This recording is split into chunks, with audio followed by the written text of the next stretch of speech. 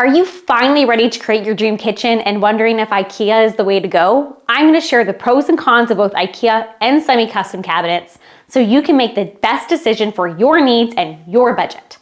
I have designed kitchens in all the ways possible, IKEA, semi-custom, fully custom, and have seen firsthand the pros and cons of each. Here are the factors that you really need to consider to see whether or not IKEA is worth it. Make sure to give this video a thumbs up if you like this type of content, share my video with anyone who's designing and building their dream homes, and of course, subscribe to my channel if you haven't already. Click that notification bell to be notified every time we drop new videos on the channel every Thursday. Let's dive into IKEA Kitchen Pros.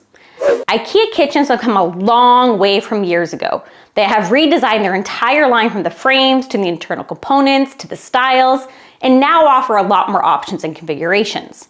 The hinges and drawer glides are all soft close as a standard configuration, and they typically have their finger on the pulse when it comes to changing kitchen styles and design directions. So the standard cabinet face options available are on trend and will work for most people's style and aesthetics. As well, the rigorous testing that IKEA puts on all of its products means they are comfortable in placing a 25-year warranty on all the components for your kitchen. Frames, gables, hinges, drawers, glides, and so on. So if anything breaks, it can be replaced. I air quote this because if the recent upgrades to the whole kitchen line about 7 years ago means if you have an older IKEA kitchen and something breaks, it is no longer compatible with the new kitchen line. So depending upon the extent of the fault component, it might not be able to be easily replaced. As well, in true IKEA fashion, they have a large collection of internal organization components and systems which can help you walk through, plan out, and understand how you need your kitchen layout and cabinets to work for you. So that everything from plates, glasses, mugs, pots, pans, spices, garbage, recycling, cooking oils, the whole lot has a place and is accounted for. There is also a handy online kitchen drag and drop planning tool that easily allows you to map out the size and configuration of your room, plunk in doors, windows, cabinet boxes, appliances to see how the kitchen would look and work, as well as overall potential costs. One of the main pros to IKEA is that the kitchen cabinet frames and components are typically in stock and ready for pickup when you need them. So if you need to add more cabinets to your existing space or pick up additional items, you can head to a local store and get what you need immediately. Now I say typically because during COVID, IKEA got hit hard, and they have been struggling ever since to keep up with supply and demand, and are experiencing shortages on different sizes and components. So what you need may not be readily available, and you may need to wait until it arrives in stock, which could be weeks to months. IKEA Kitchen Cons. Sadly, as much as I love IKEA and see value in its kitchen offerings, the cons for me outweigh the pros. Here's why. First of all, the employees that work in the kitchen department are not kitchen designers. Some of them are in design school or recent graduates, but for the most part, they have simply been trained up in the IKEA kitchen system and line. They are not going to walk through your working triangle, analyze the distance and clearance requirements, advise on things that aren't working, identify clearance issues, nor ask you how you need your space to work, how do you currently cook, and what's not working in your current kitchen, to make sure that the kitchen layout and design is optimized for your needs. They are also not going to review your appliance layout and door swings to clearance needs to make sure that it works in your home. They are simply going to review your plan, make sure that it works within their system requirements. So, unless you are working with an interior designer that knows kitchens and is using IKEA as the mechanism, there is a very high probability that you are going to miss key adjacencies and requirements to optimize this highly functional space in your home and end up with issues upon installation. Which ties into the IKEA Kitchen Planner. As great as it is frustrating to use and so slow. It isn't 100% intuitive, and it doesn't flag you or automatically input required clearances and gables or filler pieces that would be needed for things to functionally work. Again, high probability of you missing these requirements and ending up with a corner where your drawers don't open properly because a filler panel was missed. One of my biggest pet peeves with IKEA kitchens is what some people really enjoy about it. It comes in a gazillion pieces shipped to your house. Yes, this can be a cost savings, but hear me out. Every single component is in a separate package. hinges, hardware, drawers, the boxes, doors, gables, feet, toe kick pieces, clips. And at the time of delivery, you need to go through the purchase order against each piece that is brought to your home, verify the code and quantities. Because if you find out later that you were short shipped, it is a huge struggle to get IKEA to send you the missing pieces without charging you, since you signed on the delivery notice. So every single piece of your kitchen is individual and needs to be constructed, which means you're building your own kitchen. And from a cost perspective, if you're building your own kitchen, you have to factor in your hourly rate and what are you losing out on or won't be able to do because your time is allocated to building kitchen cabinets. Because yes, your time does have value and it has a monetary sum to it, which needs to be factored into your budget, and the extra duration for you to build the cabinets needs to be factored into your kitchen renovation timeline. So how long and at what cost is it going to take you to build a 5,000 piece IKEA kitchen puzzle versus you hiring someone to do it? Yes, IKEA does have installers that they recommend and suggest, but they typically book up quickly and charge a hefty rate. An alternative is hiring a contractor or a handyman to build your 5,000 piece IKEA kitchen puzzle. But in my experience, there are few people who are willing to take this on or at a decent rate. And then because it comes in 5,000 pieces and the employees in the kitchen section are not kitchen designers, often items are missed. You don't always get the gables, filler pieces, and cabinet fronts that you need for your kitchen to be complete. So you will be driving back to IKEA multiple times throughout the build to pick up the missing pieces. And sometimes, depending on the front style, they are back ordered. So you'll be waiting for weeks to a few months for that missing piece to come back in stock, then go pick it up to finish your kitchen. From a construction standpoint, the boxes are only 1/2-inch plywood on 4 sides only, with the back being a flimsy piece of hardboard. So not the most durable, especially in the wet zones. For the toe kick component, the standard option is the IKEA feet and the toe kick panel, which are useless. The toe kick panel isn't plywood, it's a flimsy piece of plastic so it can clip onto the feet with these horrible corner fittings that always fall off and don't fit properly.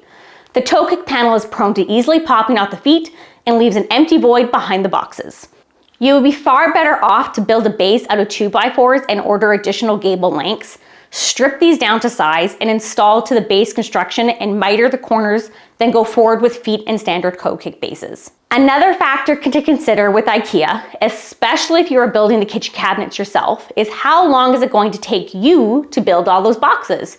And then install all those boxes, make sure they are square and flush, and shim them out for a proper sitting countertop. It's very difficult to gauge your own timeline to coordinate the necessary suppliers and trades after the cabinets have been installed. We all know it takes 2 to 3 times longer for us to DIY a project than to hire a professional. And when you execute a kitchen renovation, you are down a kitchen. So it's really important to be on top of the overall timeline and lead times for products to site, because you really don't want to be out of kitchen longer than you need to. The 5,000 piece IKEA kitchen puzzle makes mapping out a kitchen renovation timeline very difficult. So there is a greater probability that the duration of the kitchen rental will be much longer than anticipated, and that you will experience pockets throughout the duration where there is no one on site because you are waiting on critical product or trades to arrive to complete the work. Now, let's talk design when it comes to IKEA. All the box sizes that are available in IKEA are standard box sizes. Nothing more, nothing less.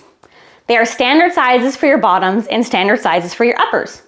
So, if you have a condition along a wall, then once you place the box sizes available for you and account for necessary sides, you have a 6-inch gap that you would like to place a cabinet. In IKEA, this is not an option. The smallest cabinet that they have is 9 inches and is the wine bottle holder. So rather than a 6-inch cabinet for spices or baking sheets, you would end up with an additional 6-inch filler piece and wasted space. Another design restriction that they have is that they do not have the option of 24-inch depth, full height upper cabinets that sit on your countertop.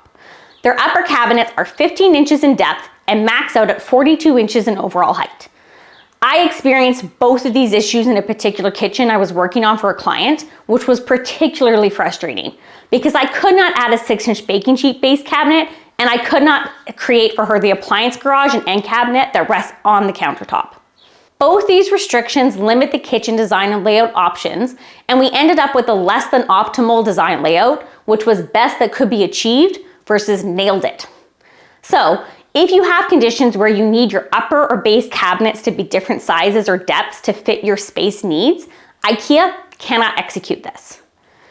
When it comes to achieving a seamless kitchen design with panel-ready appliances, IKEA is not your friend.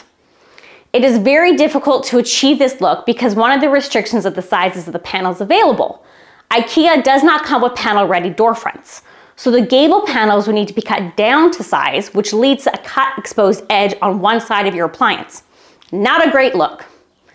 And the last con to IKEA is the limitation for door and cabinet faces. Yes, they do a good job in staying on trend and offering some contenders for cabinet face options, but if you wanted a particular color or a different wood look or a different cabinet face style from the standard shaker or flat panel options, your choices are limited. There are companies like MyKitch or New Cabinet Doors in Canada or the Cabinet Face in the US that offer a more designer look and feel to your standard IKEA box frames by providing alternate cabinet face style options, colors, wood finishes to personalize your IKEA kitchen layout. So, if you are looking for a slimline shaker or a board and batten look or a double shaker door style in a navy or more robust wood look, then these companies provide gables, side pieces, doors, and drawer fronts that fit your IKEA frames.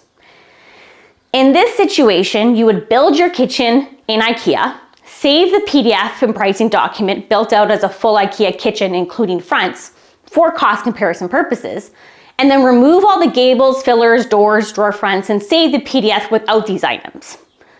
You would then provide the two PDFs to the company, state which door front style you are looking at and the color finish, and get a price for all the items that IKEA is not providing.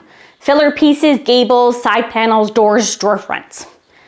As a heads up, if they do not come pre-drilled to receive the hinges and drawer fronts, which is an extra layer of coordination for installation, and the hinges and operating systems typically still need to be purchased from IKEA. So you need to add those items back to your purchase order as they are automatically removed when you remove the door and door fronts. But with this direction, you are getting two different products and wanting them to mesh together, which will always increase your probability of error. As well, there is an upcharge for this more personalized look. The cost varies depending upon the door front and finish selected, but it will not be the same cost as proceeding with the full IKEA kitchen, and this upcharge needs to be factored into your overall kitchen costs. In my experience, once the personalized doors and fronts are added to an IKEA order, the cost of the kitchen is comparable to a semi-custom kitchen, which allows much more flexibility for box sizes and overall finished look that it just doesn't make sense. I would rather deal with one company that is handling the whole order and shipping everything together than to piecemeal two separate suppliers and risk issues with the order on either side. Have I missed any IKEA kitchen cabinet pros and cons? Comment below. Semi-custom kitchen pros. First of all, most kitchen cabinet companies have actual kitchen designers that work directly with you to figure out your kitchen layout configuration needs, ask you all those questions on how you need to use the space, and discuss with you the internal components needed. They are trained on needed offsets, clearances, filler panels, so you know everything will fit and work once installed. Also, there is a greater chance the kitchen layout and cabinet configuration is designed around how you need the kitchen to operate and function versus a bunch of base cabinets with drawers and doors that you figure out what is going to go inside after the fact. Other benefits of semi-custom cabinets are that they come pre-assembled to site, and the cost for the cabinetry includes the delivery and installation by their team of professionals. So you don't have people on site building frames and taking up valuable construction time. The units are dropped on site, completely built within a pressurized and temperature-controlled space, so you know all the boxes are going to be square and flush. As the units are pre-built and installation starts the day the units are delivered, planning out your construction timeline and coordinating the trades that need to arrive on site after the boxes are installed is far easier to plan and forecast. The base cabinets are set into place and installed along with any critical gables or filler pieces, which allows for the countertop company to come to site the next day and template your countertops. Because countertops cannot be ordered until templating happens, which starts the 4 to 8 week lead time for installation. It's a much smoother process in terms of coordinating your sub-trades and sub-suppliers with the semi-custom kitchen because you can discuss installation duration with the team and then front load and forecast when that timeline will be complete to have a rolling completion of when you need trains on site, countertops, electrical, plumbing, and so forth. So there aren't any pockets of no work on site due to miscommunication or trade inavailability. With a semi-custom kitchen, a renovation timeline can be more easily created and mapped out, which allows you to coordinate the trades and suppliers more effectively to reduce the overall construction duration and time you are without a working kitchen. As for the design, semi-custom sits right in the middle where you still have some restrictions, but more options in other areas. Typically, the restrictions come in the form of box sizes. They still only provide standard box sizes for base cabinets and uppers, but depending on the brand and line, many semi-custom cabinet options have varying depth for upper cabinets, 12 and 15 inches, as well as 6-inch base cabinets and full height countertop depth upper cabinets, so there is more versatility in how you can configure your kitchen layout. They are considered semi-custom because they do have the restrictions within their own lines for box sizes. So you are still working within their parameters in order to achieve your kitchen design direction. The customization comes in the finished look available for the fronts and faces of your cabinets. Most semi-custom cabinets have lines of different price points. Their standard collection of door styles are available in pre-selected paint color options in wood finishes.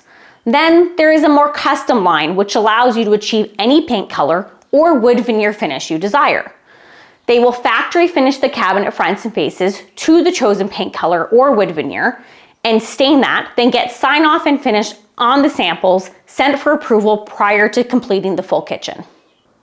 They also have systems in place where they can do floating shelves to match the cabinetry finish, as well as architectural features like crown molding, detailing, top caps to finish off the look and feel of your kitchen cabinets.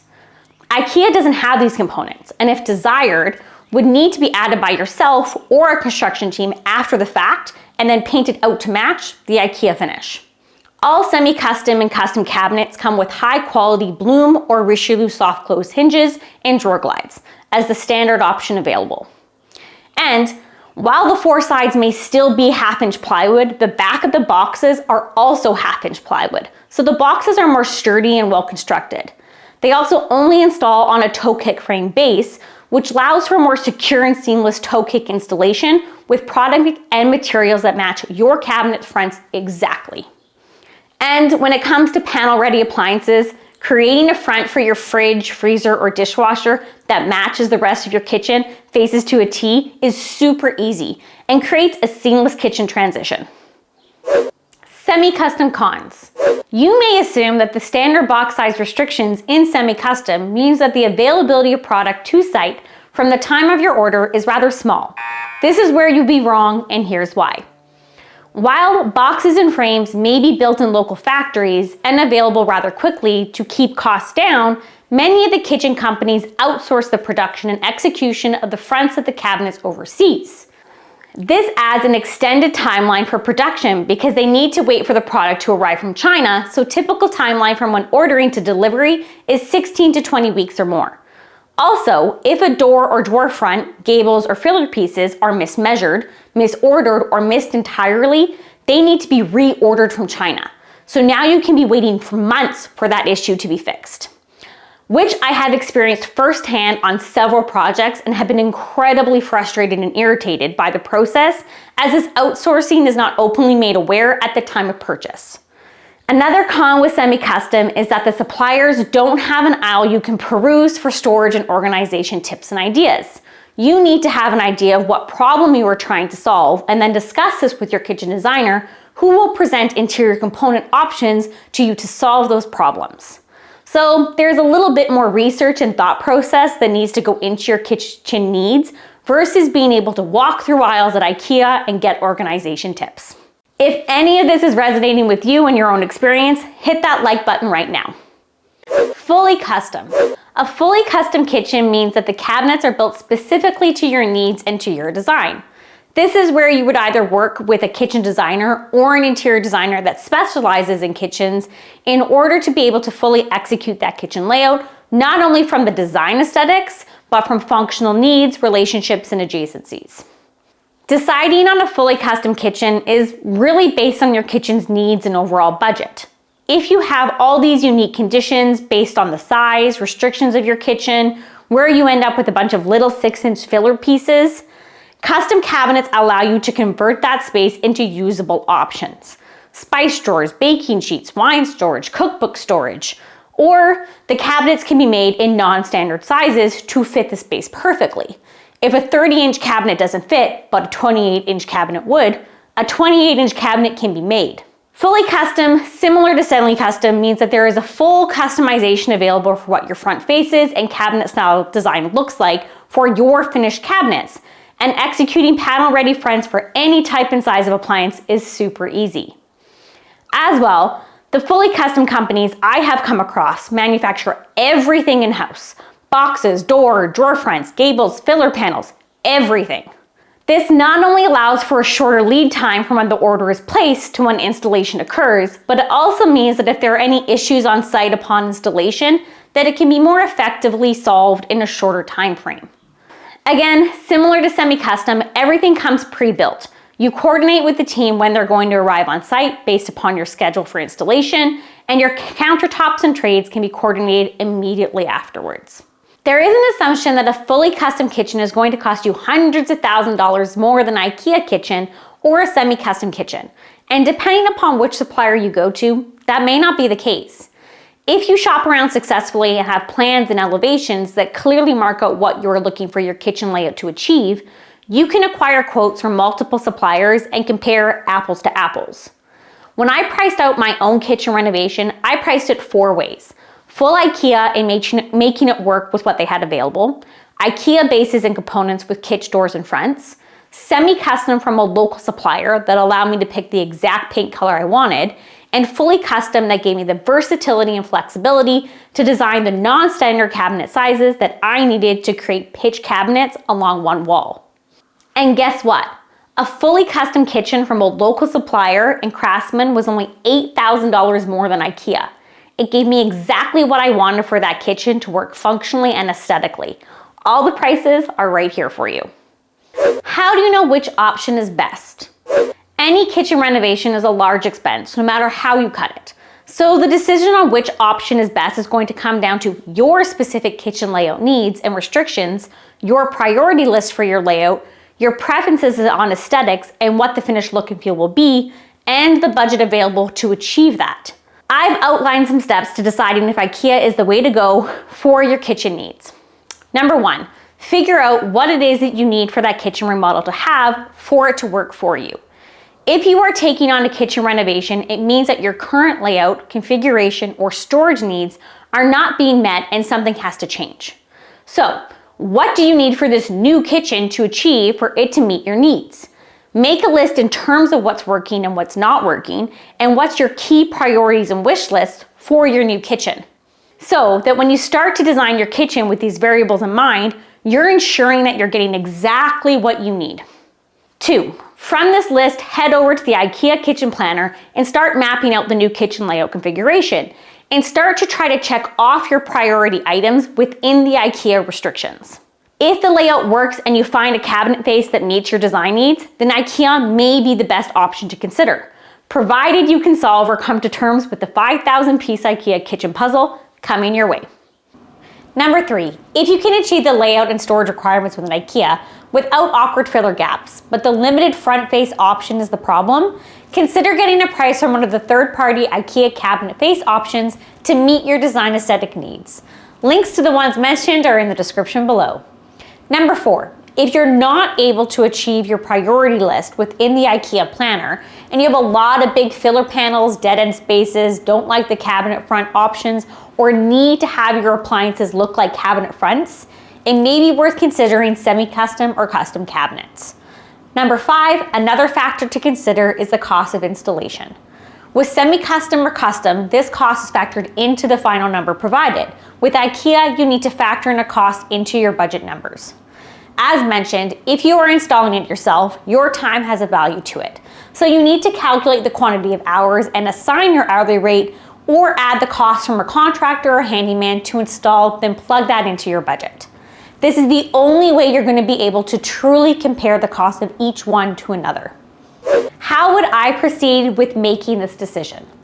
I would price it out 3 to 4 different ways. IKEA with third-party fronts, semi-custom, and custom, and see where my numbers lie. But for this to work, you need to have some sort of kitchen plan and layout developed that you are inputting into IKEA and providing to the semi-custom and custom manufacturers so that you can compare rough apples to rough apples. It doesn't work if you are designing the IKEA one yourself on a whim and then letting the designers from the semi-custom and custom options give you their best layouts and recommendations, but because the variables are not comparable. This means you need a floor plan, elevations, and you have to have thought of the organization and internal components you need to have. Another option is to provide the floor plan and drawings that came from the IKEA kitchen planner to the semi-custom and custom manufacturers, but mark up the package as to what it is that's working and what you would rather see instead. Filler pieces, cabinet depths not ideal, panel rental appliances, floating shelves, cabinet front style, color options, the whole lot. Then I would create an Excel spreadsheet of my budget with the 4 different tabs and plunk in the costs that come my way from the 4 different options for cabinetry and installation. If you're looking for guidance on how to set up a robust budget that covers all your bases, check out this video where I walk you through building a budget step by step, using a kitchen as an example. Then I would compare my options, not only from a budget standpoint of how much you ideally want to spend on kitchen cabinets, but how much is it going to take to achieve the kitchen layout and functional needs and aesthetics you're looking for. A kitchen renovation is a large undertaking and investment, but there is no point in taking on a kitchen renovation that compromises on every aspect of how you need the kitchen to look and work for you, just to fit in a particular budget.